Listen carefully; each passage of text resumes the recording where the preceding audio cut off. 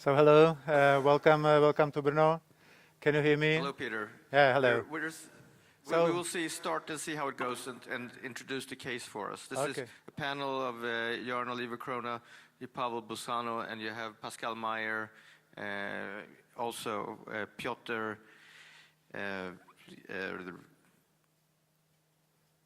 Okay. Sang-Suk Wook Kim, and Piotr Wasinski. Okay, excellent. So you are very welcome, and so I'm here together with Martin Polacek, with my friend who will help me with the case, and with the OCT that we plan to do will be Jan Kaňovský, another physician from my team. And for introduction of the case, I would like to ask young colleague Roman Štípal. Roman, please.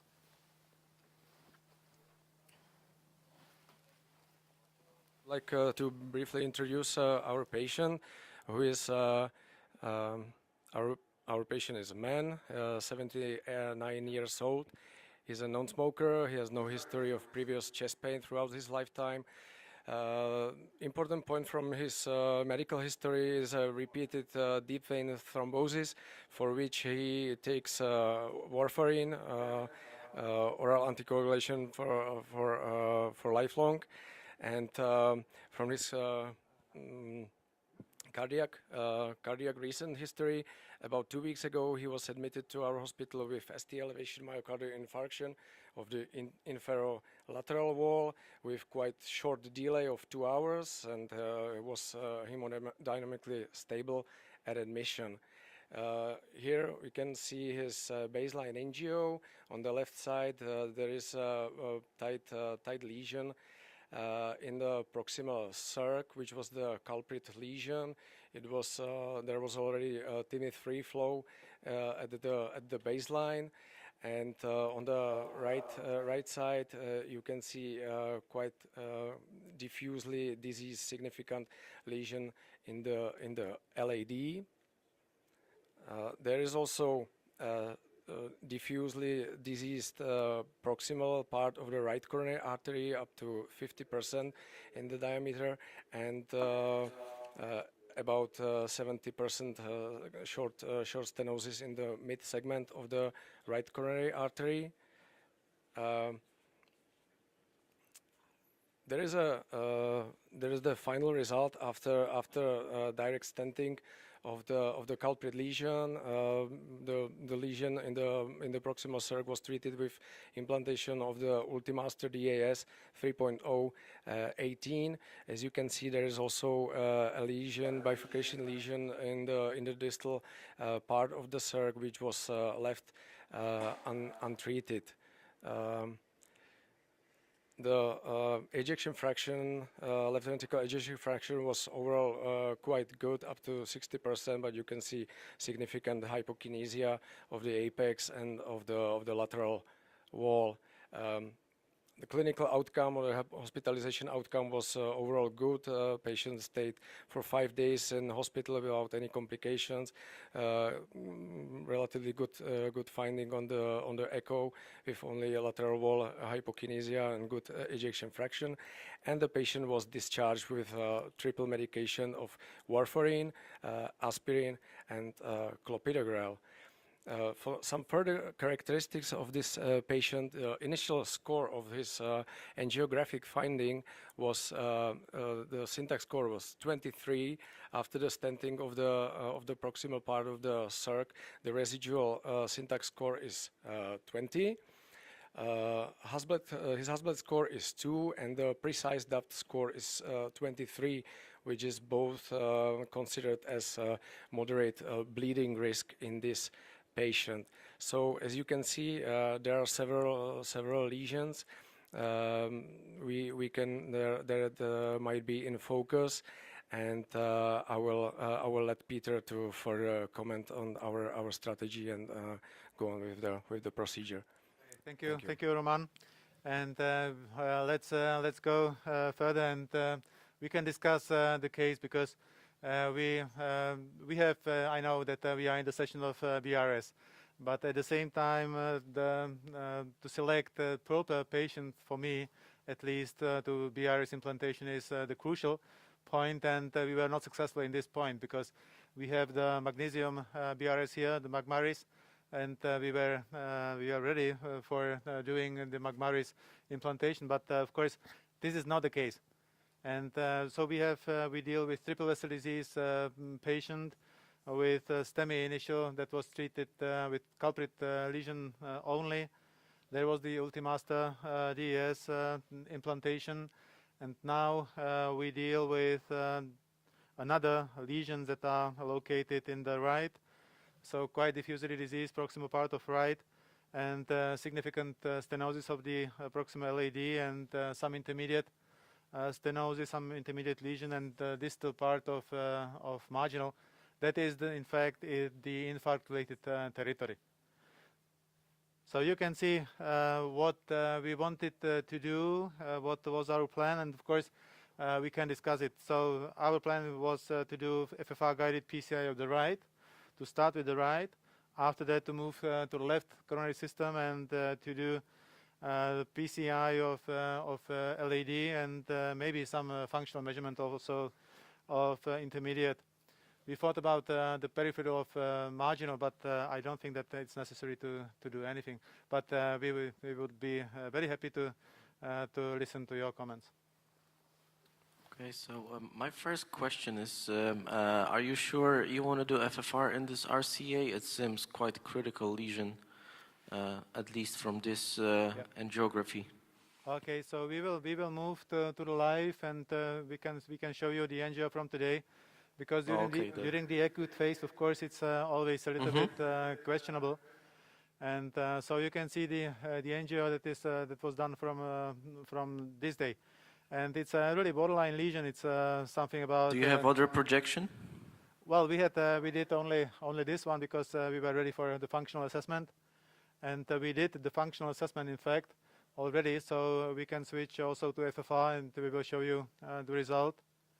And we will show you at the same time. Okay, so before you show us the result, what do you think? Is it going to be significant or not? In these right coronary arteries, I'm often surprised by.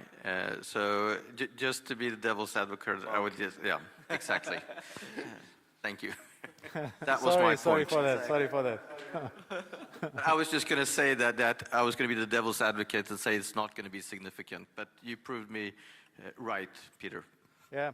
So we will show you the position of the wire because especially in such a big territory of the right, it's quite important to be quite distal.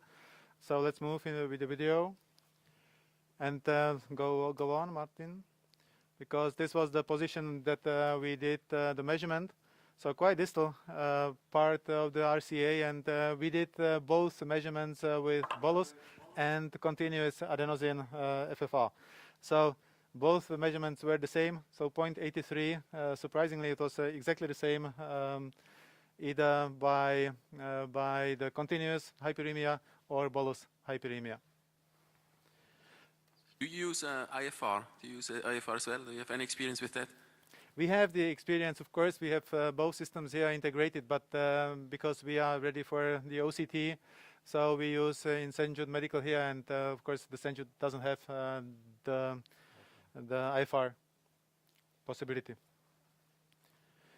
Are you moving on to, are you leaving that? I imagine then you're leaving the right and you're now moving on to the LAD. Yes, exactly. So that was the beginning. We did it offline, this, and after that we were ready for the left coronary system, and we can move forward just to be sure that after making the FFR that everything was okay. And so this is the angio from today. We will show you several projections. So you can see the intermediate, you can see the LAD, and you can see optimal result after stenting the proximal circ. Yes. So I think that this projection is quite nice. So we can see both intermediate, that is on the upper position, and below that it's the LAD, quite diffusely diseased proximal segment. Together with bifurcation of the septal branch, that is somehow it's diseased in the ostium, but I don't think that this is really something very important for us. Another projection, and the LAD is diseased from the ostium, and there is some disease also in the mid part of LAD.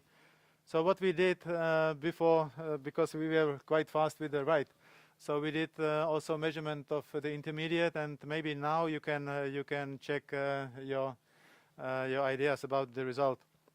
Can you show us again the angiography on this? No, we already saw the angio. So everybody, a show of hands, who thinks the diagonal is, or the intermediary is significant? So I would say about almost 50% say it's significant, 50% say it's not. Okay, so we can show you the FFR measurement. We'll show you in a while. And as expected, at least from our side, it was well, still not significant, but. I mean, this is a very important lesson. This is what we learned from Syntax 2 study, in which a wire, pressure wire advancement was required in any lesion, despite whether it was critical in the angiography. The protocol required us to put a wire in, and very often we changed our mind, we changed our strategy, and 1/3 of lesions which we thought are significant were not. So this is the surprise we're getting over and over again. Yeah, so for us it was, I would expect even higher FFR value, but 0.81 still is above the cutoff for reverse correlation. So we left the intermediate as well alone, and now we introduced the wire before the light transmission into the LED, and so we are waiting for your ideas and for your recommendations. So this is the cyan blue wire.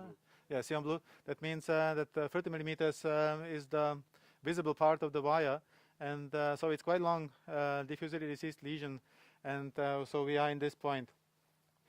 We have the wire introduced into the periphery of the LED. So, Pavel, panel, what do you guys think? My opinion would be after OCT and so on, and seeing what the vessel size looks like, that I would most likely stent a very long segment and try to, from healthy to ostium. So, what is the comment from the panel, co-chairman? I think that I would predilate first. It's a critical lesion anyway. But again, this tip of the wire shows us that probably 30 millimeter, 33 millimeter stent would be more, 33 millimeter, or maybe longer would be most appropriate. But we will learn that with OCT. Are you planning to predilate before OCT? This is a quite critical lesion. That's very good comment. The initial strategy was to predilate after we saw the angio from today, so we decided to try to introduce the probe of OCT without success. So now we have to predilate. It was not possible to cross the lesion with the OCT probe. I think both the probe and the wire would probably occlude this vessel. So. Yeah. And are you using a 2.0 or 2.5 balloon? We have now 2.5, and just to make the way for the OCT. So now we are live. We have 2.5 by 20, and it's not easy to cross even with a semi-compliant balloon, because we thought about calcium. We thought about non-compliant balloon, but some better support I will need. I think it's there, so but easy. A little farther down. The willpower of the operator over the balloon here.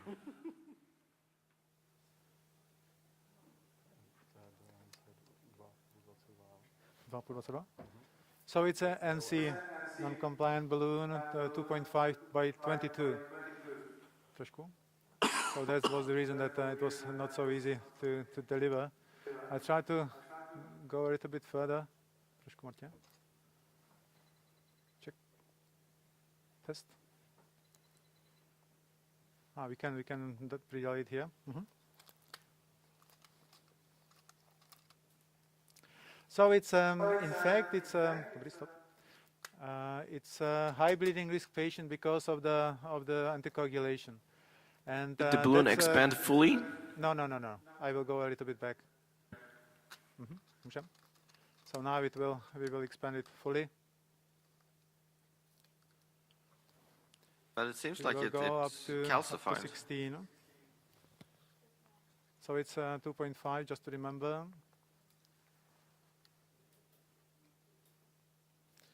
18, 20. It's non-compliant balloon, so that's the beauty of non-compliant pre-dilatation, that we can be a little bit aggressive. How long is this balloon? 22. 22? 22. Yep. And so we use the radial approach, as you can see. We have the transradial 6 French approach, and the guide catheter is 6 French, extra backup 3.5. Maybe 4 would be even better because the support is not optimal, but it's quite good. Which is it, a EBU or XB?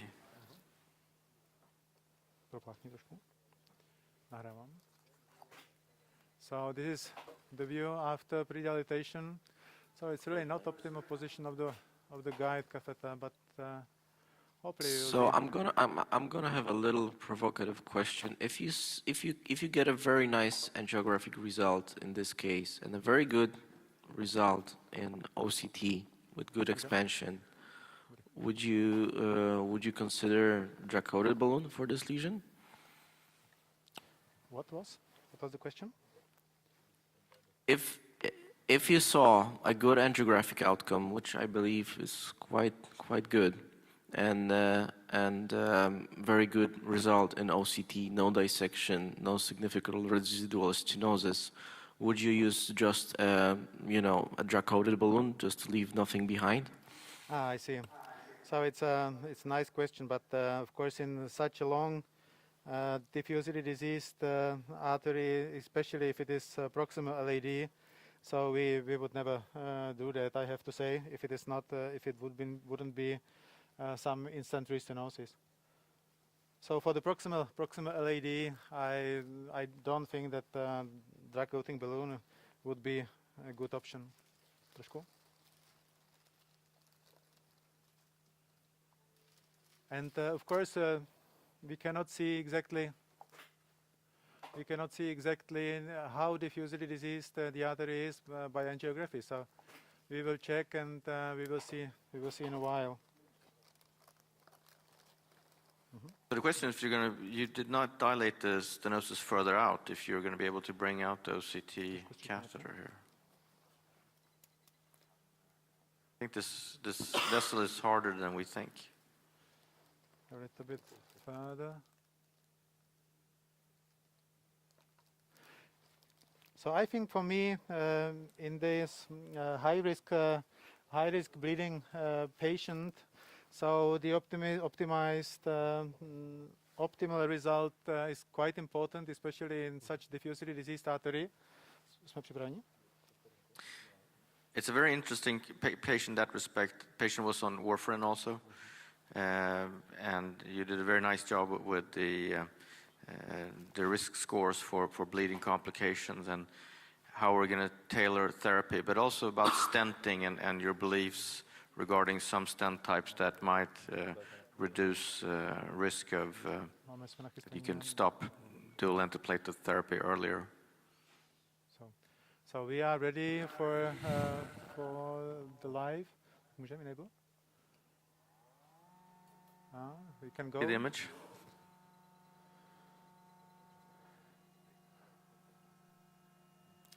It's not optimal. I try to change a little bit the position of the guide, but Do you use hand injection or automatic injection?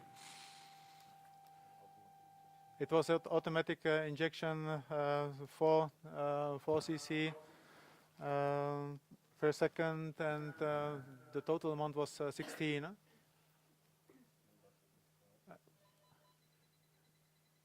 So I will do it again. I have. Have you changed tried to the correct position. the positioning of the guide wire? Now it's better. Now it's better, so it should be okay. So we will do it. We will do one more injection. Mhm.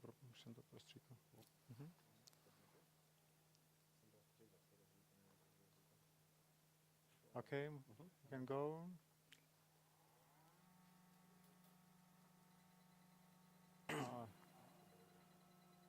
Nejsme úplně distálně, víš. It's a very good image.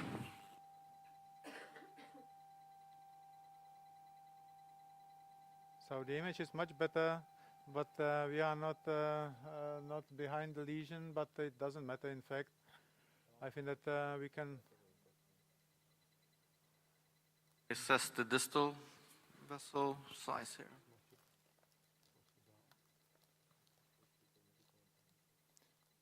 So we can show you maybe by arrow. We can show you the position of the probe. Martin, can you show with the arrow? So we started still in the lesion, not behind the lesion, but in the lesion. So not an excellent position for the OCT. But I think that maybe for the landing zone we will be successful with the previous recording.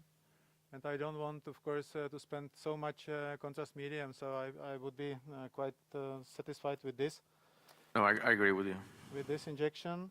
And regarding the reference segment, we will maybe follow the first recording. But now I think that Jan is ready for commenting the OCT from this OCT. Jan? Good afternoon, ladies and gentlemen. I would like to show you what we recorded. First of all, as we have the integrated system, we will try to co-register with the vessel. So here is our probe, and here is the LED towards the left main. You see that sometimes it's not so easy to, especially in complicated vessel system, to let the system guide. If it doesn't succeed, we can leave it without the co-registration, but we will try to find. And the system now is trying to co-register the probe run with the NGO. And it more or less succeeded, so we can accept this. And we can start in the distal position of the probe. You can see the white spot over here, which is where the recording started in this place. And we see in the longitudinal and in the cross-sectional view that we are in the fibrotic part of the region of the vessel distally. And as we go proximally, we see that in this place the large dissection made by the non-compliant balloon is started, and here we were still in the very tight part of the region, and there was a lot of dissection. This is the mild, less diseased vessel. There's an opening of the continuous dissection, the whole run, and over here you can see already the tissue pieces that are probably together with some thrombotic tissues, at least partially. And here we can definitely see some small thrombi. And when we go towards the proximal part, we see that the vessel is obviously quite calcified, as we saw on the NGO also. And we will now coming to some place where we expect to have our landing zone of the stand. We see that over here the vessel is connecting with the side branch, meaning the circ, and here is the huge left main. Our focus is not now on the left main; we focus on this landing zone. So here would be our proximal landing zone somewhere, if Peter agrees, somewhere here probably. Yeah, I think that this looks quite good. So we can go nearly up to the ostium. So if we put our proximal landing zone here, and we the distal landing zone we set at the very distal part of this I think you recording. need a little more distal landing zone than the OCT. Yeah, actually. of course. I just want to measure that there is 29 millimeters on this recording, and if Peter wants, we can connect at least a bit with the previous OCT, or we can just guess that there is few millimeters more from the angio. It depends. Yeah, so I think thank you, Jan, and you can check the previous recording if it would be possible to check also the diameter of the distal part of the vessel, because it's quite important. We will be in the mid part of LAD, so I suppose that 2.75 or 3.0 would be sufficient. The mean diameter was 2.4. Okay, so quite small, but of course it's diffusely diseased artery, so we cannot do the measurement just from the lumen. So what diameter did you get in the distal? So healthy we will check still the This will be checked from the previous OCT. Yes. Yes. Now we are checking the distal part, and you see that probably somewhere here we are in the place where we left the previous recording. So let's say this is the I guess it is at least plus minus 1-2 millimeters at the place where where the previous the last recording started. And here we see that if we go distally, that there is opening quite nice landing zone as we expected. I would say somewhere here, Plus maybe. 5. Yeah, Plus 5 and it's millimeters. plus, you see, as you can see, obviously it's plus 5 millimeters. And when we check the diameter, its average diameter is 2.2. So we can discuss about the size of the stent. 2.2 is very I small. mean, this is the lumen Yeah, size, and yes. and the artery is a little bigger. Yeah, so I think 2.75 or even 3 would be good. And we think about enrolling the patient to the master-adapt trial. That means short versus standard antithrombotic treatment strategy. And so that was also the reason for implanting Ultimaster at the baseline during the primary PCI. And now we have to continue with Ultimaster as well. So I think that 38 length would be good, and 3.0 38 or 2.7 3.0 38 would be nice. I think that's a good choice, and I think the Master DAPT trial is a very nice trial that's ongoing now. Okay. So we have decided to use the 3.0 38 just to be sure that we will cover the whole lesion safely. Maybe there will be some 3-4 millimeters behind the lesion, but I think that that can be quite good. And of course, so we will be very sure that the distal part will be covered if we would implant the stent just at the origin of the LAD. So it's not necessary to check both sides, proximal and distal, but we will check only the proximal part, and we will use the proximal part as the reference for us. Do you know how many patients have been included now in the Master DAPT trial? What numbers are? Yeah, so it's more than 1,000 now, and the total number should be 4,000. And of course, it's quite important also for the practice, because it will give us another view on this high-risk population. So I think that this might be relatively quite good, but we will check again. So in my center we have already enrolled more than 25 patients.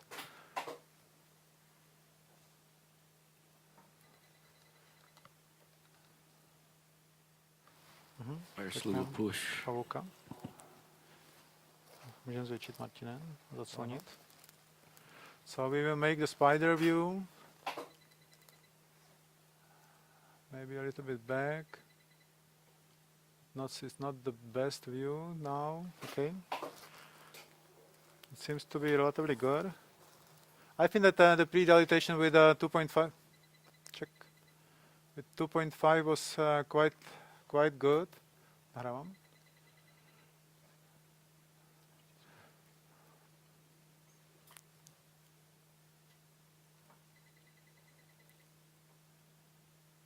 To skočilo trošku.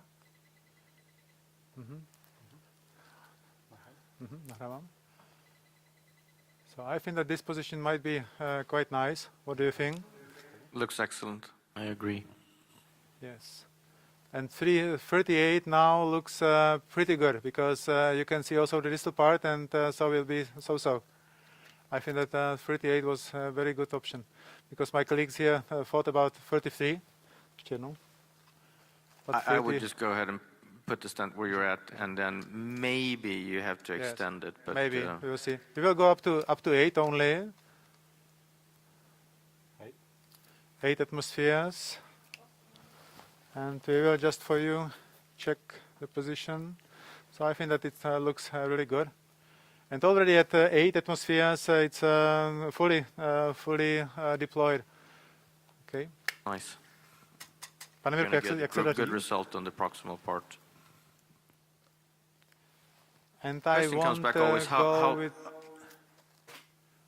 how Maybe long we to can- keep these long stents expanded? What's your opinion, Peter? I think As that long as it will be. possible. Definitely, we will. We will need some non-compliant post-dilatation, high-pressure post-dilatation, because especially if we are dealing with 38 millimeter stent and so quite long proximal segment LAD. So up to 14 now, 16.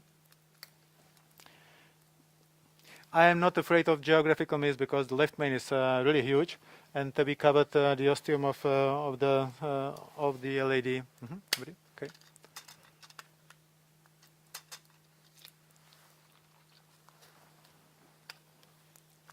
So is your plan now to go back with a high pressure balloon? Yes.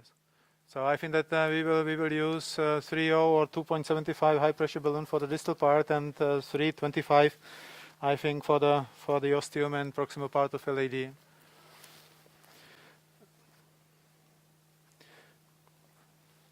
What I want to avoid is dissection distal to the stented segment, because especially if we deal with a high bleeding risk and maybe the patient will be randomized to short-term antithrombotic strategy, and of course, so we have to think about all these aspects. 275 si vezmu teďka. Do you think you will need? Did the stent cover the last little atherosclerotic area in Yes, the we will check distal it part? now. So does the duration of the triple therapy now depends upon the trial protocol? Well, it's now we have the patient is high risk of bleeding because of the warfarin, because of the anticoagulation. Otherwise, he would have only moderate risk, and he wouldn't be suitable for the trial. But because of the That's what I thought. warfarin therapy, he is suitable for the trial. And after 1 month, 1 month after the last procedure, and this should be the last procedure, after the last stenting, he will be plus minus some days, but he will be randomized to short-term therapy. That means that one of the dual antiplatelet therapy will be removed. So the triple therapy will be for 1 month only. You check And- intermediate in the other projection, intermediate branch. Intermediate branch. I hope that we won't need it, but we will see. We will see, because it was a separate osteum, but at the same time the osteum was diseased, so you saw it. So maybe this is a good comment, and I hope that the comment is not too good for us. Do you routinely measure the precise DAPT score on your patients? This patient had 23, I think. Yeah, the patient was 23, and now we do it in all cases, but especially because of the trial, because we try to find all the suitable patients.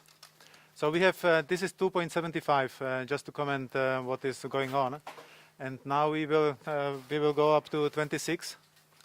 So this is the most important lesion. And still we can see that the calcium on the upper side of the artery is there. Okay. So we went up to 26, and we will. What is quite good, I think, that the distal part. That the distal part of the stented segment and behind the stent, it looks very nice. And I hope that it will look very nice also under the OCT. Yes. Okay. It looked like you covered it by about half a millimeter, Yes. the distal part. And now you're going to go with a 3.25 balloon also? Yes, we will go with 3.25 balloon for the proximal part, but I won't use really high pressure. So I think that 12, 14 maybe should be enough.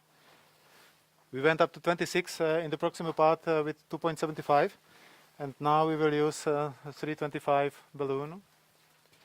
And after that we will do the OCT. We can check. In the meantime, we can check the intermediate. How it looks like. So I think that it should be okay. Of course, I cannot see the ostium, but Looks it should very be okay. nice. Yep. I think it. LED ostium looks great. Don't see the ostium of intermediate in this projection, but I think it's okay.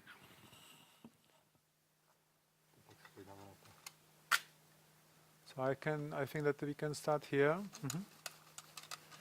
We will go up to 12, 14.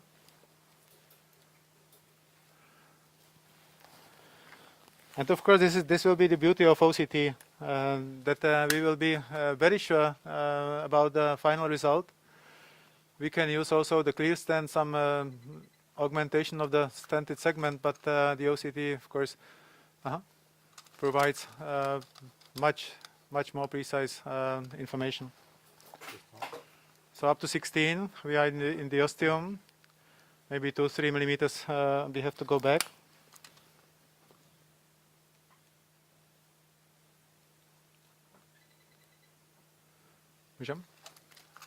Okay. So now we definitely cover the ostium as well.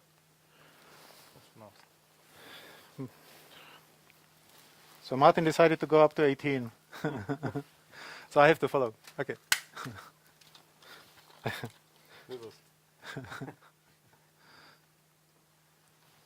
So we will check the angio now. So this looks nice. Another angio with. You see the intermediary branch also. Like unchanged. So this will be difficult to dilate completely the lesion. So I can try with the 3.25, or maybe I would switch the strategy to OPN balloon. I would go OCT. I think that this is just due to you have some negative positive remodeling and so on. I think you can't expand it much more. Yes, but I would don't go think with that this is the OCT. case. Maybe we will try to go to really high pressure, but 3.25 would be too much for me. So I decided to use the OPN balloon 3.0 Okay. by 10, and we will go up to 30, maybe 32 atmospheres, and we will see. Because normally it should be sufficient. It should be okay. And now you're just aiming for the middle part where the tight lesion was. Exactly. Yeah. Yep. Už si nachystáme OCTčko. Natáhni, Martina, natáhni to.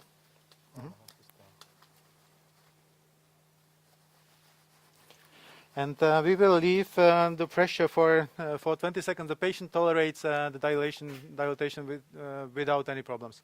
So that's very good. So it means that Martin selected perfect patient.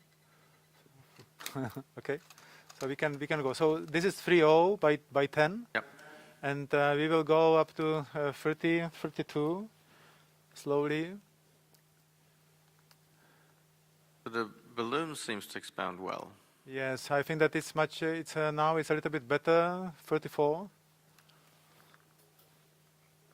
So it looks nice. I think we will wait. Maybe You can 10, see the 15 calcium more sitting seconds. right above it. Yes.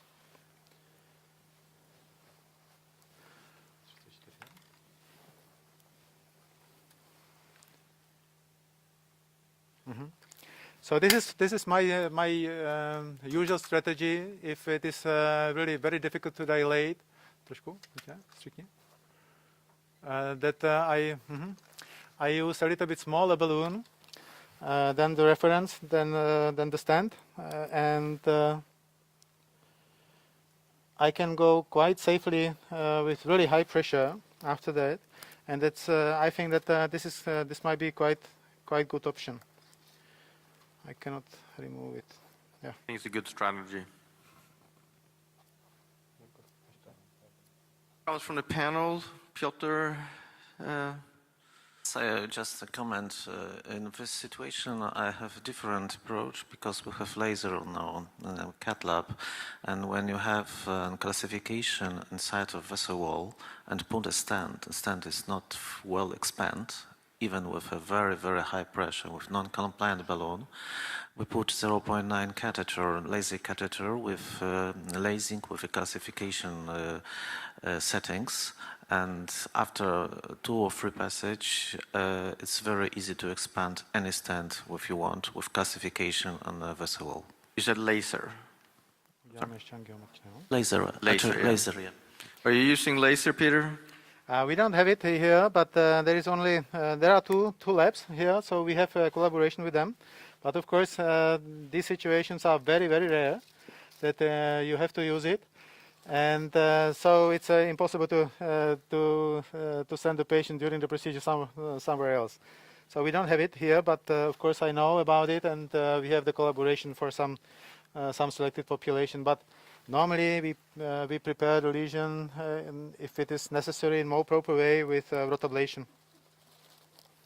But after stenting, rotablation, of course, is not possible to. But okay, but after stenting rotablation, it's not a very good choice. It was very difficult to remove the balloon. I don't know why, but so I lost the position of the wire. Which wire are you using? It's Sion blue. The problem with CM blue is that when you go up to high pressure balloon, it's a very carefully constructed wire. So even regular NC balloons, you compress the wire too much with the high pressure balloons, especially the OPN type balloons. So it's a great wire. The problem is that because it's a great wire, it has some weaknesses when you use high pressure balloons. Yeah. And companies try to make them so low profile, and they've taken out all the protectors to protect the wire.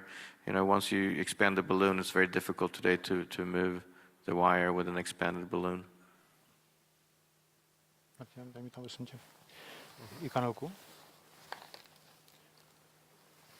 So that was a good comment, definitely good comment, and it was in real practice that we saw it. Have running up until the end of the balloon a number of small wires within that go in a helix around, and it's these compression of these small wires in the tip of the wire.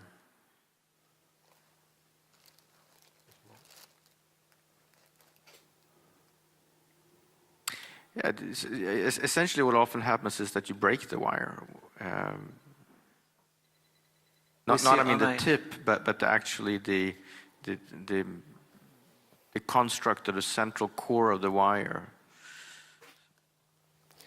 So finally we were successful, so it was not so difficult to cross. So hopefully we will be able to go with the OCT.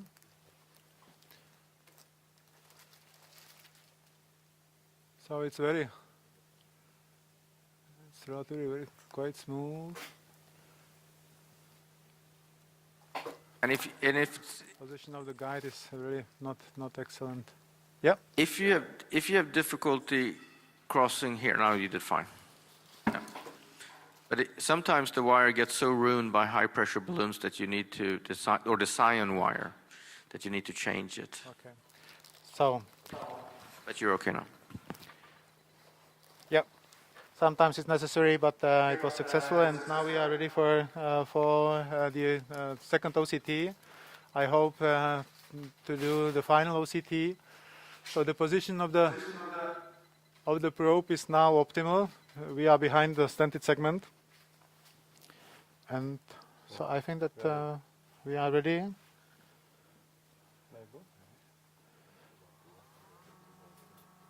Okay.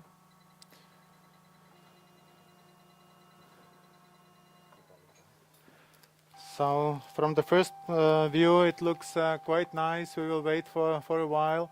So it's a little bit better, the mid part of the stented segment where the septal branch is originated. And the good thing that the big septal is still fully patent. So I don't have any I am not afraid of the ostium of the septal, and I am not afraid also of the ostium of intermediate. We can see the intermediate now very well.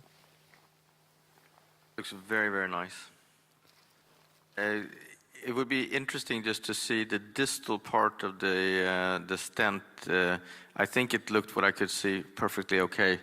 But if it's